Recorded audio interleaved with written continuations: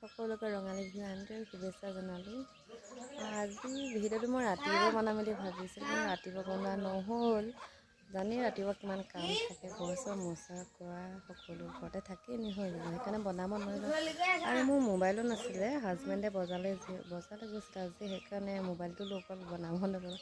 এতিয়া আহিছে কৈছে, এতিয়াহে বনাব পাৰছোঁ। এয়া দেখাই থাকিম আজি দিনটোত কি কৰোঁ, আপোনালোকো দেখাম। এতিয়া ৰাতিপুৱা যিহেতু সোনকালে ভাত নাখাওঁ, এই জলপান তাকে খাই ল'ম, চুকুৰা চাউলৰ জলপান খাই ল'ম, আপোনালোকক দেখাম। এইফালে বাই ঘৰ পোৱালিটো দিছে ক'ত বহি আছে, হাঁহ কৈ দিয়া। তেনেহ'লে ব'লক চাওঁগৈ।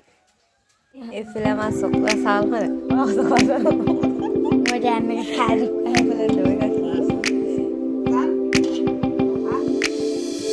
আমাৰ গাহৰি মাংস 1000 টকীয়া ভাগ আছিলে, যিহেতু 1000 খাব নোৱাৰোঁৱে, 500 সেইকাৰণে ভাগ কৰিলে, আমাৰ 500 আনিলে।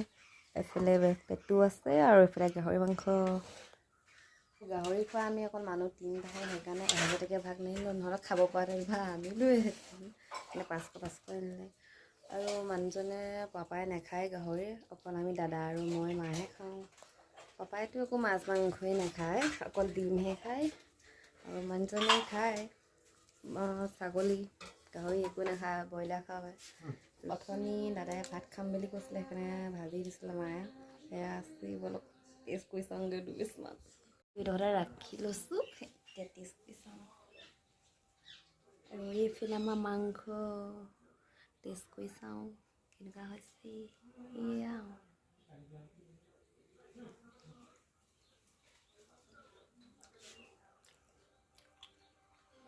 মজা।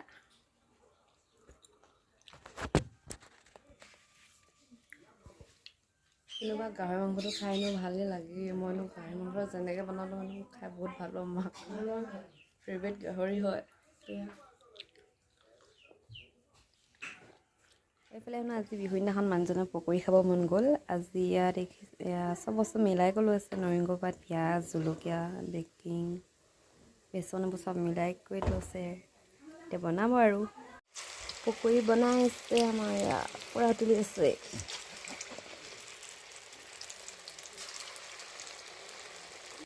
এইফালে বেটাহঁতলৈ কাঢ়ি লৈছিলে জলকীয়া নিদিয়াকৈ। এইফালে আমাৰ পকৰি এইকেইটা হ'বই হ'ল, এতিয়া কাঢ়ি দিওঁ হৈ গ'ল। এইফালে আমাৰ চাহ, পকৰি, ভুজিয়া, পিঠা, এইফালে চাটনি আছে, পকৰি, পাপৰ, চাহ খাই লওঁ তেনেহ'লে।